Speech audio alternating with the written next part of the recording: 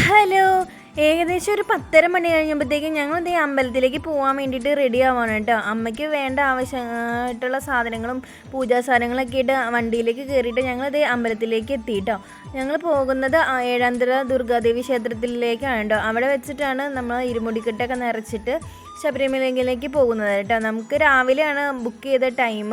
കുറച്ച് പേര് വൈകുന്നേരമൊക്കെ വന്ന് ഇരുമുടിക്കെട്ട് നിറയ്ക്കുന്നുണ്ട് കേട്ടോ. ഏകദേശം ഒരു 8 മണി 8:30 ആ ഒരു ടൈമിലാണ് ഇവർ ശബരിമലയ്ക്ക് പോകുന്നത്. അപ്പോൾ കുറച്ച് സെക്ഷനായിട്ടാണ് ഓരോരുത്തരെയും വിളിച്ചിരിക്കുന്നത്.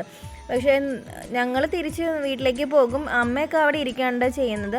അവിടെ ഭജനകളും പിന്നെ അവർക്ക് വേണ്ടിയിട്ടുള്ള ചായയും പിന്നെ കഞ്ഞിയും വിതരണവും ഒക്കെ ഉണ്ട് കേട്ടോ. അപ്പോൾ നമ്മൾ വൈകുന്നേരം 8:30 ആകുമ്പോഴത്തേക്കും അവർ പോകും. പിന്നെ അമ്മയുടെ ഇരുമുടിക്കെട്ട് നിറയ്ക്കേണ്ട സമയമായപ്പോൾ അമ്മ കയറിയിട്ട് നിറയ്ക്കുന്നുണ്ട്. നമ്മൾ തേങ്ങയെ നെയ്യൊക്കെ നിറച്ച് ഭഗവാനെ പ്രാർത്ഥിച്ച് പിന്നെ ഞങ്ങൾ എല്ലാവരും കൂടിയിട്ട് അരിയൊക്കെ നിറച്ച് അമ്മ ഇരുമുടിക്കെട്ട് നിറച്ച് കയ്യിലേക്ക് ഏറ്റി വാങ്ങിയിട്ടോ. പിന്നെ അതെല്ലാം കഴിഞ്ഞ് കഴിഞ്ഞിട്ട് അവിടെ കഞ്ഞി കുടിക്കേണ്ട സമയമായി.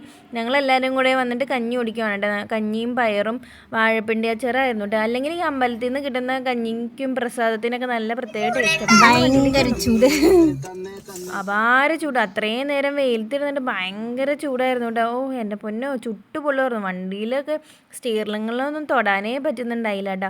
പിന്നെ എന്തേ അമ്മയുടെ കുറച്ച് സാധനങ്ങളും പൂജ സാധനങ്ങളൊക്കെ ബാക്കി വന്നിട്ടുണ്ടായിരുന്നു. അതും മേടിച്ച് ഞങ്ങൾക്ക് അമ്മയ്ക്ക് ടാറ്റയും കൊടുത്തിട്ട് പിന്നെ ഞങ്ങൾ വീട്ടിലേക്ക് പോകുന്നുണ്ട്. ഒരു നിമിഷം പോലും അവിടെ നിൽക്കാൻ പറ്റില്ല. കാരണം കാറിലാണെങ്കിലും നല്ല ചൂടായിരുന്നു കേട്ടോ. പിന്നെ ആണെങ്കിൽ പോണ വഴി മൊത്തം കുണ്ടും കുഴിയൊക്കെ ഉണ്ട് കേട്ടോ. ടാറിങ്ങൊക്കെ നടക്കുന്നുണ്ടായിരുന്നു. പിന്നെ പകുതി ഞങ്ങൾക്ക് ഡയറക്റ്റ് ആയിട്ട് പോകാൻ പറ്റില്ല. വേറെ വഴികൂടെയൊക്കെ ചുറ്റിയായിട്ട് പോയത്.